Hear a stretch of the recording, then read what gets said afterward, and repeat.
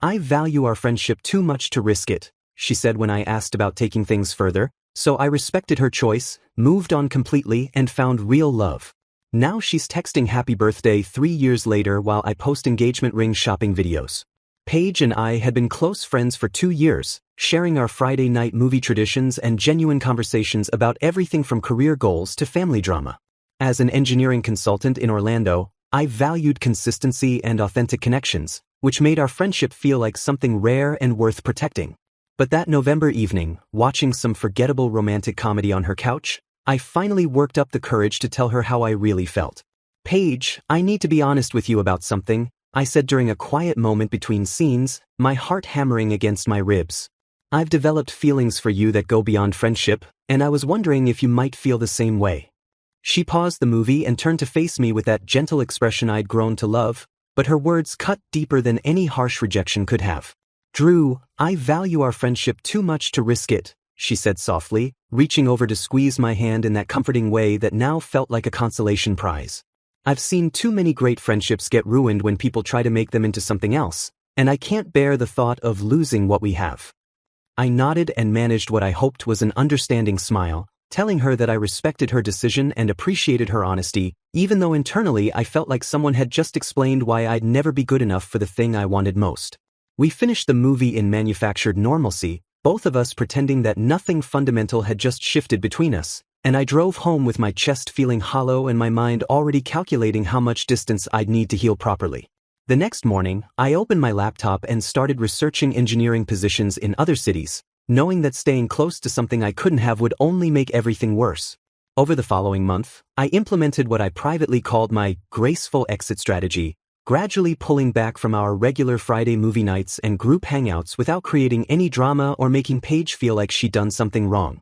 I started declining invitations with legitimate-sounding excuses about work projects and family obligations, and when I did show up to group events, I kept things light and friendly while positioning myself near other people instead of gravitating toward her like I used to. Within 2 weeks of that conversation, I'd applied for a senior engineering consultant position with an infrastructure firm in Kansas City, and their response was faster than I dared hope. They wanted me to start in 6 weeks, citing my experience with water treatment systems as exactly what their expanding Midwest operations needed.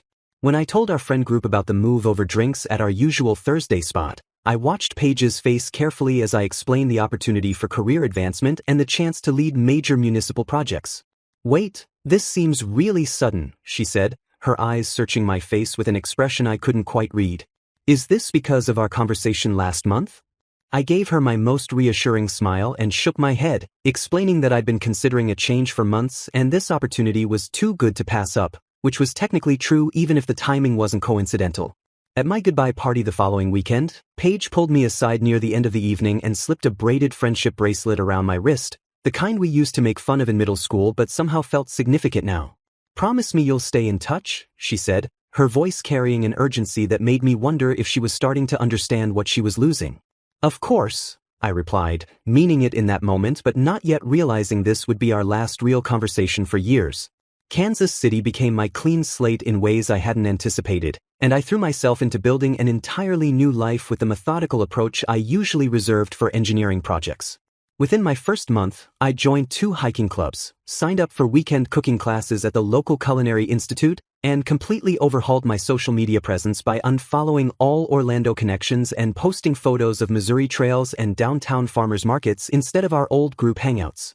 My new job at Midwest Infrastructure Solutions challenged me in ways my previous position never had, with complex water treatment projects spanning 3 states that required me to travel and collaborate with teams I genuinely respected. When Paige started texting me about her latest dating disasters and workplace drama, I responded with polite but increasingly distant pleasantries, "That sounds frustrating," or "Hope things improve," before eventually just hitting the like button on her messages without crafting the thoughtful responses she was clearly expecting. The shift became most apparent when she called me at 11 p.m. on a Tuesday, crying about how her apartment had been broken into and she felt unsafe and violated, needing someone to talk her through the emotional aftermath like I'd done countless times before. Instead of the hour-long comfort session she was expecting, I sent a brief text, "Sorry to hear that happened. Hope your insurance covers everything and you're staying somewhere safe tonight." The silence that followed told me she'd gotten the message that I was no longer her go-to emotional support system, though I doubt she understood why that had to change. 3 months into my Kansas City life, I discovered rock climbing at a gym downtown where I met Faith, a physical therapist whose approach to conversation felt refreshingly different. She asked about my engineering projects with genuine curiosity, shared stories about her own adventures in mountain biking and trail running, and treated our interactions like exchanges between equals rather than opportunities for her to download her problems onto someone else. "You know what I love about climbing?" Faith said during our 3rd session together, chalk dust on her hands as we discussed route strategies. "It's just you and the wall, no excuses, no one else to blame if you don't make it to the top, but also no one else's drama weighing you down." I found myself actually laughing, not the polite chuckle I'd perfected for social situations, but genuine amusement at meeting someone who understood that personal responsibility was attractive rather than burdensome. What developed between Faith and me felt fundamentally different from any relationship I'd experienced before, built on shared adventures rather than shared complaints about life's unfairness.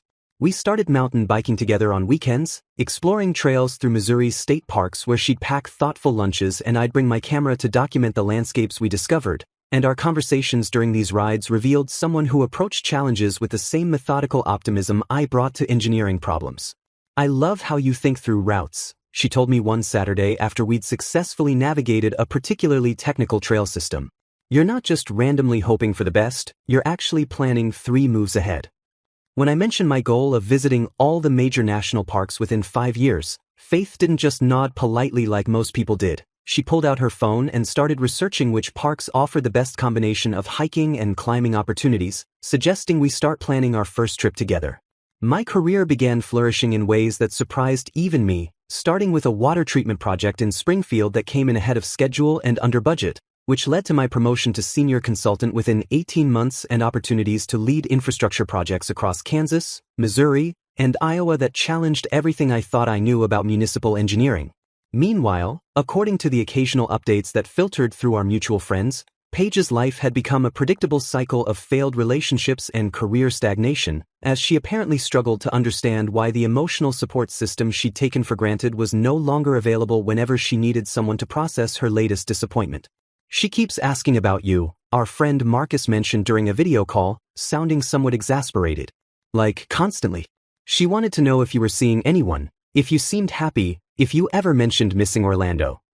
Through a combination of curiosity and mild concern, I eventually discovered that Paige had been subtly stalking my social media presence, viewing every story I posted about weekend trips to Colorado and professional conferences in Denver, while her own Instagram feed remained stuck in the same pattern of Orlando bar photos and complaints about dating apps failing to deliver quality men who understood what a real woman deserved. The contrast became almost comical when I posted pictures from a client presentation in Chicago where I'd been invited to speak about sustainable water infrastructure, and within hours Paige had posted a story from the same downtown Orlando sports bar she'd been frequenting for 3 years, captioned with "another disappointing night out," and tagged with 3 friends who looked equally bored. Faith noticed the pattern too, since my phone would light up with anonymous story views whenever I shared photos of our hiking adventures or my professional achievements, and she found the whole situation more amusing than threatening. "So let me get this straight," Faith said one evening as we planned our upcoming trip to Yellowstone. "This girl rejected you, you moved on and built an amazing life, and now she's basically cyberstalking you to watch what she's missing?" The situation crystallized for me during that conversation.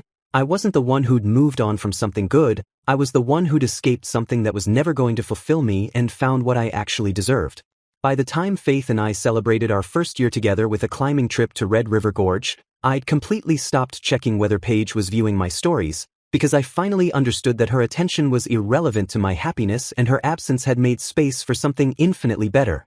2.5 years after leaving Orlando, I was reviewing project specifications in my corner office when my assistant knocked and said someone named Paige was there to see me, claiming to be an old friend who happened to be in town on business. My stomach dropped slightly as I realized she'd orchestrated an entire trip to Kansas City just to engineer this casual encounter, and when she walked into my office wearing a carefully chosen outfit that screamed, "successful professional woman," I could see the calculation behind her bright smile and overly enthusiastic greeting. "Drew. Oh my God, I can't believe I'm actually here," she said, spreading her arms wide like we were long-lost relatives. "I had a client meeting downtown and remembered you worked somewhere around here, so I thought I'd take a chance and see if you were available for lunch. I stood up and shook her hand professionally, noting how her expression flickered with confusion at the formal greeting she clearly hadn't expected, then suggested we go to a nearby restaurant where I could keep the conversation contained and time-limited. During lunch at a generic business casual place I'd chosen specifically for its lack of romantic atmosphere, I kept the conversation relentlessly professional while mentioning Faith at every opportunity, describing our recent trip to Yellowstone and our plans to tackle some of Colorado's 14ers next month. That sounds amazing, Paige said, her fork hovering over a salad she wasn't really eating. Faith must be really special for you to be planning all these adventures together.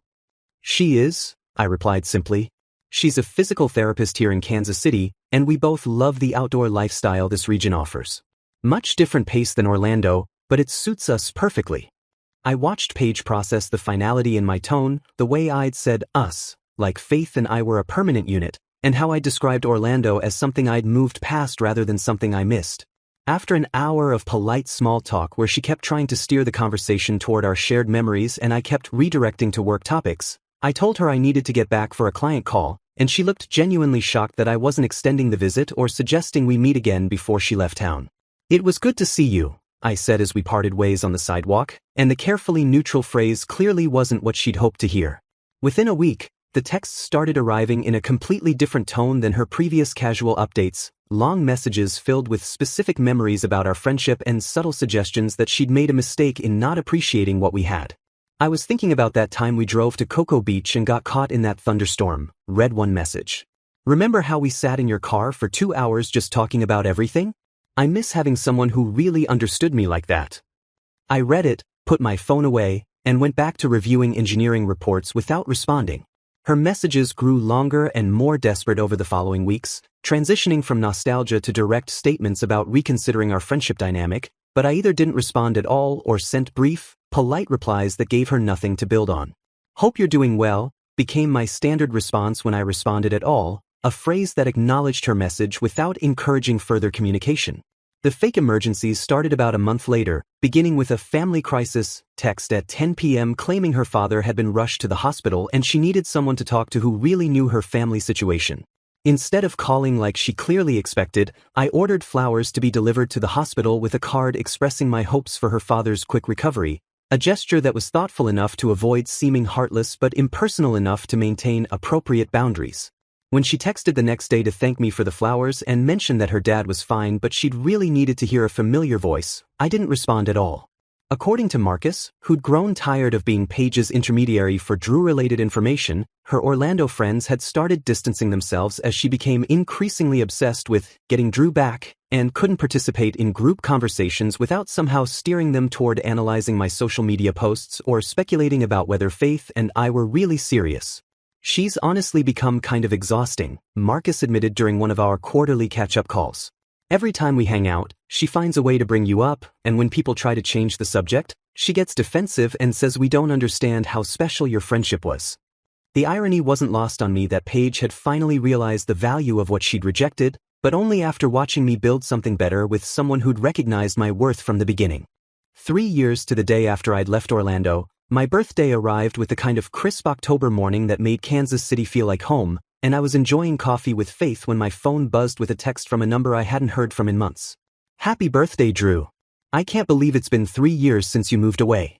I was just thinking about your 26th birthday when we went to that terrible mini-golf place and you insisted on keeping score even though half the holes were broken. Remember how competitive you got about that windmill hole? I miss those easy times when we could just be ourselves without any complications. I know things got weird before you left, and I've been doing a lot of thinking about that conversation we had. Maybe I was scared of ruining something good, but now I wonder if I missed out on something even better. I hope you're happy out there, but I also hope you remember that some connections are too special to just disappear. Would love to catch up properly if you're ever in town or if you want to video chat sometime. Hope your day is amazing. The message was clearly crafted to sound casual while hitting every emotional button she could think of, mentioning specific memories that only we shared and ending with an opening for renewed contact that tried to sound natural rather than desperate.